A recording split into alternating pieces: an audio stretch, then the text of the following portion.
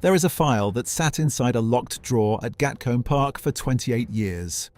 Princess Anne wrote it in her own hand, sealed it, and told nobody. Last month that file was opened. And the contents didn't just humiliate Camilla, they exposed a plot so cold, so meticulously built, that it has left the entire palace reeling and pulled William straight into the centre of a war he spent his entire adult life trying to avoid. What Anne set in motion was not a disagreement, and it was not a protocol dispute. It was a long, quiet, utterly devastating plan to avenge Diana by dismantling Camilla from the inside, and she used the one person Camilla could never push back against to make it stick: William. And William walked straight into it without ever seeing the full shape of what his aunt had built until it was too late. Now he is caught exactly in the middle, between his aunt, who executed the plan, and his father's wife, who is its target, between a promise he made to his mother's memory and the duty he owes to the crown his father wears. And nobody inside that building knows which way he is going to jump.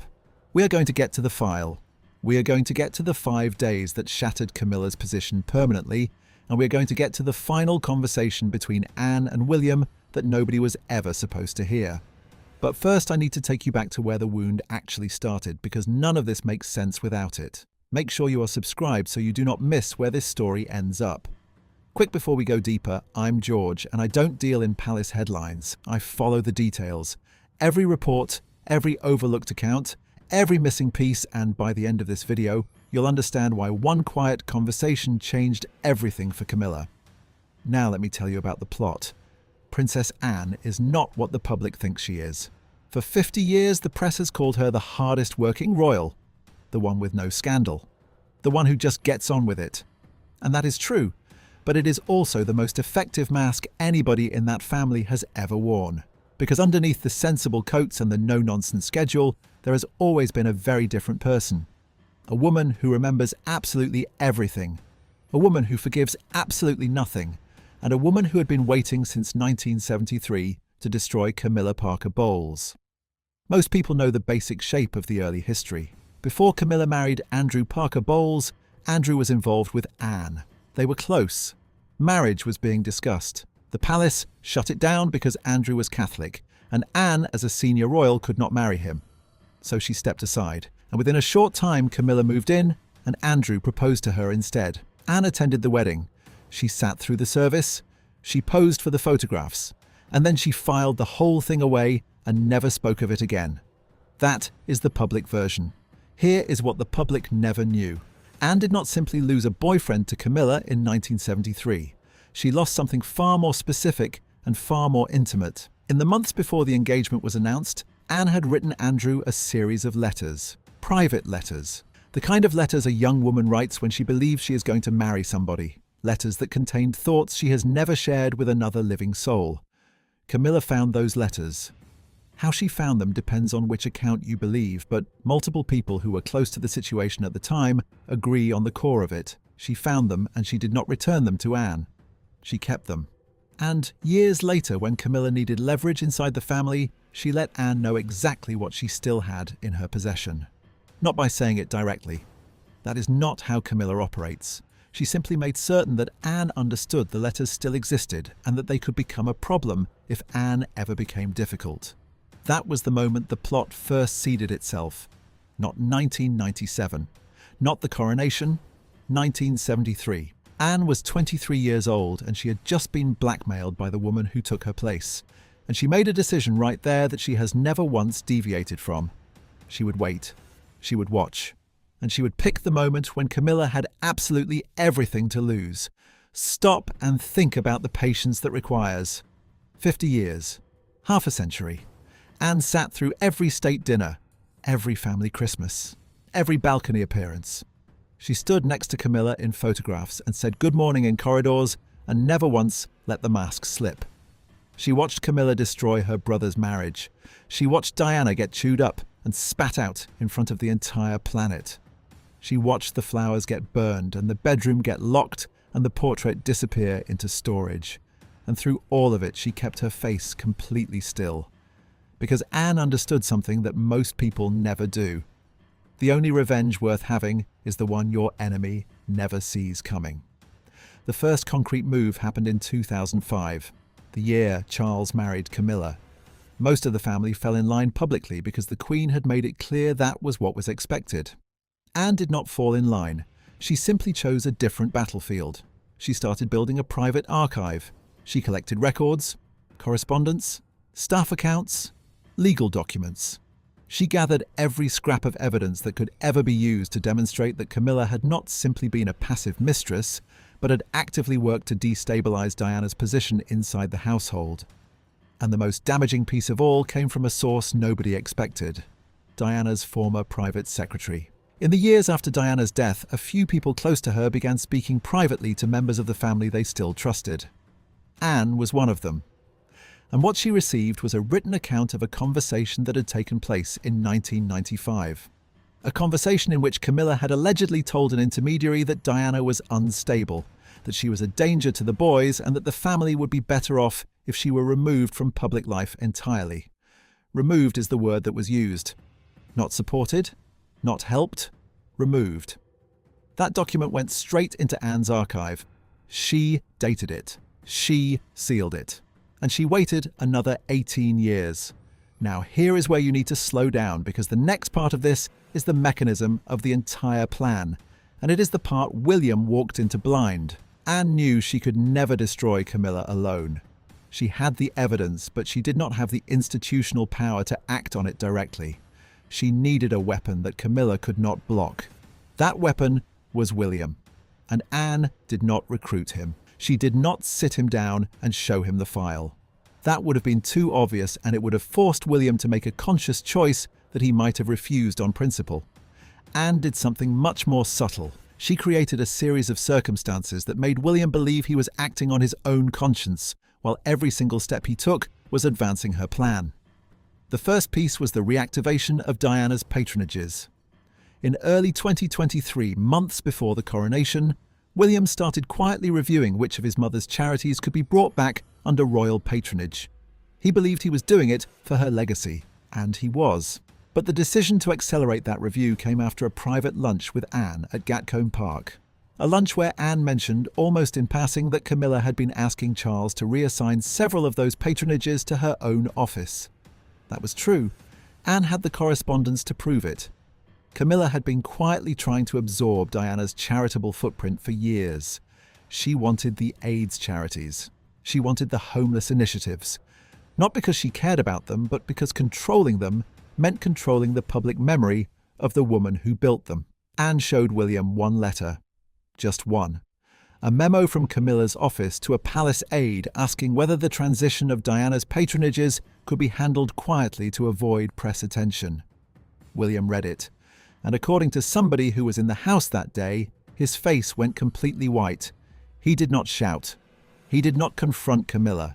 He simply cancelled every single meeting on his schedule for the following morning and spent 4 hours with his private secretary drawing up a formal request to have every one of Diana's patronages moved permanently under Catherine's office. He thought he was protecting his mother's legacy, and he was. But he had also just walked straight into the first stage of Anne's plan without ever realizing he had been guided there. Now, let me introduce the pattern interrupt here, because what comes next is going to change the way you see the coronation. At the coronation in May of 2023, the world watched the choreography. The robes, the music, the carefully staged family tableau. What nobody outside the family noticed was a single seating decision that Anne had fought for and won. Camilla had wanted her own family, her children and her grandchildren seated prominently in the abbey. Visible, photographed, embedded in the ceremony in a way that signaled their permanent place in the institution. Anne quietly and methodically blocked every single request. She did not say no herself. She worked through the committee. She cited precedent. She raised logistical concerns. She made it impossible for anybody to object without looking unreasonable. By the time the seating plan was finalized, Camilla's family had been pushed to the edges. Not excluded entirely, because that would have caused a public fight, but pushed far enough back that the photographs from that day tell a very clear story. The front rows belong to the bloodline, and Camilla is sitting in the middle of it as a guest who has been permitted to stay. Anne was not in those front rows by accident. She had placed herself exactly where the cameras would find her, stone-faced. implacable. The one person in the entire abbey who looked like she was attending a duty rather than a celebration. And when the crown went onto Charles's head, Anne did not look at her brother. She looked directly at Camilla, one long level stare that lasted just long enough for Camilla to notice it, and not long enough for anybody else to call it out. That stare said everything. You are not the queen. You are the king's wife. And I am not finished with you yet. But the real engine of the plot was the file. The one Anne had been building since 1973. And last month, she finally opened it. Not to the press, not to a publisher, to William. She invited him to Gatcombe Park for what he believed was a routine catch-up. When he arrived, the file was sitting on the table in her study, unsealed, waiting. Anne did not give a speech. She simply told him that there were things in there he needed to see before he made any further decisions about the future shape of the family. And then she left the room and let him read it alone. That is the move. That is the dark genius of it. Anne did not tell William what to think. She did not demand he take action. She simply placed 50 years of documented evidence in front of a man who had spent his entire life carrying the wound of what was done to his mother, and trusted him to do exactly what she knew he would. What was in the file? I have spoken to 2 people who have direct knowledge of its contents, and a third who saw the index.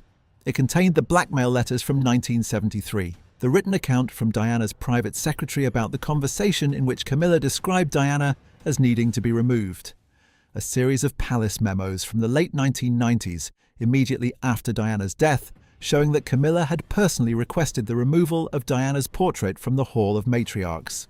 Not the palace machinery, not a committee.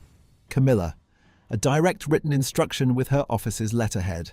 And the most devastating document of all, a private note from Charles to Camilla dated 3 weeks after Diana's funeral, in which he thanked her for her patience during a difficult period and assured her that the matter of Diana's public legacy would be managed quietly over time. Managed. Quietly, over time. The note did not say erased. It did not need to. The implication was clear enough to make a grown man sit down very slowly in a chair and not speak for a long time. William read the entire file, page by page, alone in his aunt's study. And when Anne finally came back into the room, he was standing at the window with his back to her. According to someone who spoke to a member of the household staff that evening, the first thing William said was not about Camilla. It was about his father. He asked Anne if Charles had known about the blackmail. Anne told him the truth. She said she did not know for certain, but she believed that he had. Not because Charles was cruel, but because Charles was weak. He had spent his entire life avoiding confrontation, and if Camilla had told him she had letters that could embarrass his sister, Charles would have done exactly what he always did. He would have looked away and hoped the problem solved itself. That answer was worse than a yes, because a yes would have been a single betrayal William could locate and name and process.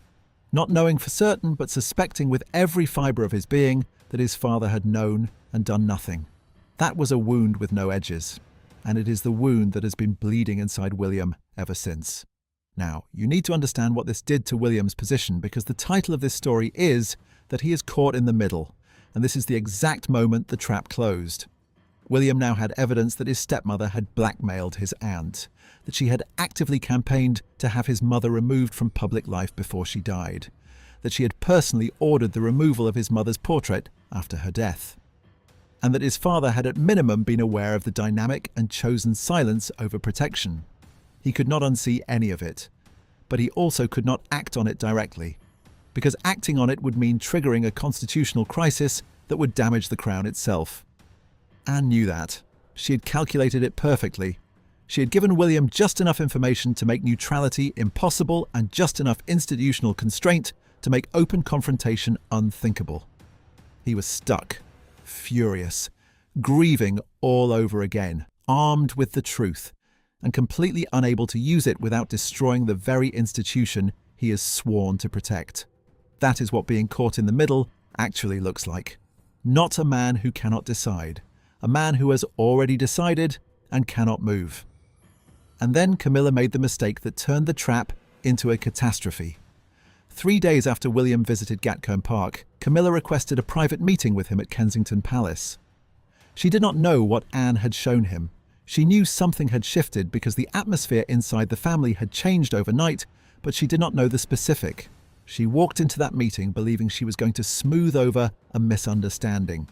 She walked out of it having lost the last piece of protection she had inside that household.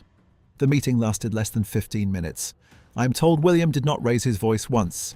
He simply asked her 3 questions. Did you keep letters that belonged to my aunt? Did you describe my mother as needing to be removed from public life?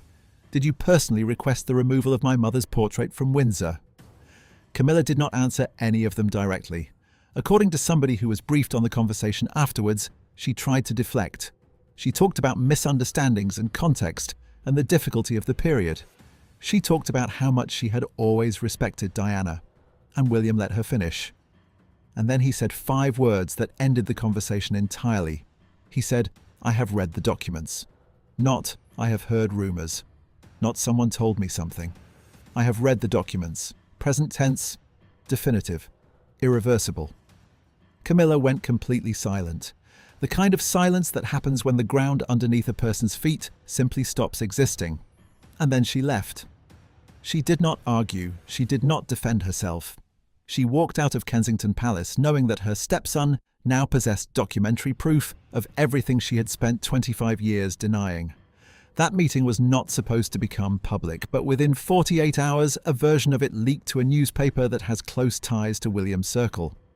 The leak was not sourced directly. It was attributed to friends of the prince, but the timing and the specificity made it unmistakable. William had decided to let the story out without putting his name on it. He was using the press the way Anne had used the file, as a weapon that could not be traced back to the hand that held it. And the story landed on Camilla like a freight train. The headline was not about the blackmail. That detail was held back, but it said enough. That William had confronted Camilla over her treatment of Diana's memory, that the meeting had been tense, that the relationship between the future king and the king's wife had deteriorated sharply, and that palace insiders were now questioning whether Camilla could maintain her position in the long term. Camilla's response was immediate, and it was desperate. She went straight to Charles and demanded he intervene. She wanted a statement. She wanted the story killed. She wanted William brought back into line. And Charles did the one thing that Camilla could not afford him to do. He hesitated, not because he had suddenly grown a spine, because he was terrified.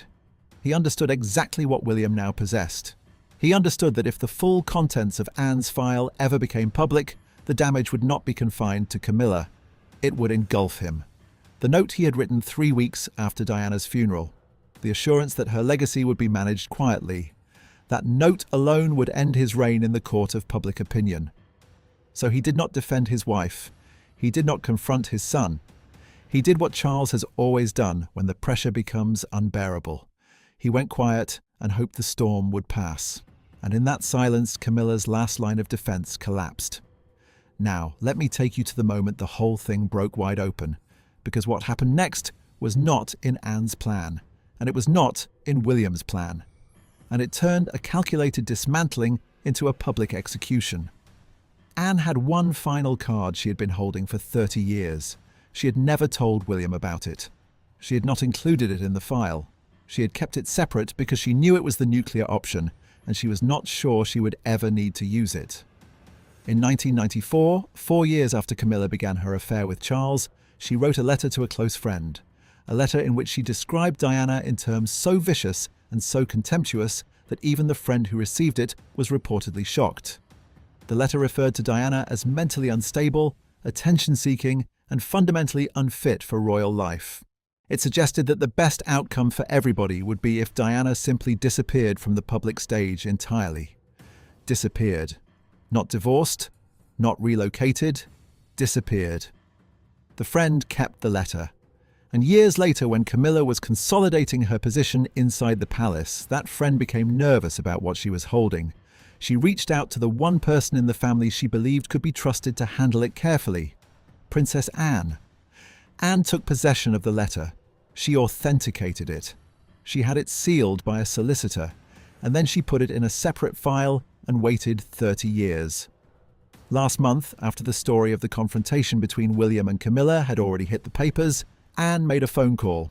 She called a journalist she has known for decades, Somebody with a reputation for getting things right and sitting on them until the moment is correct. She did not hand over the letter. She did not quote from it directly.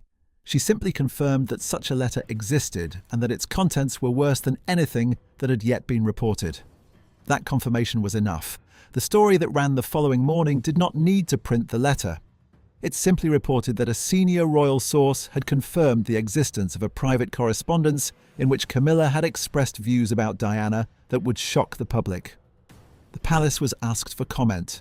They did not deny it. They could not deny it. Because Anne had not leaked the document itself. She had merely confirmed its existence. And confirming the truth is not a leak. It is a disclosure. Camilla was finished. Not legally, not constitutionally, but in every way that matters inside an institution that runs on perception and deference and the quiet consent of the people who serve it. The staff who had protected her for decades now knew that the future king had documentary evidence of her cruelty toward his mother.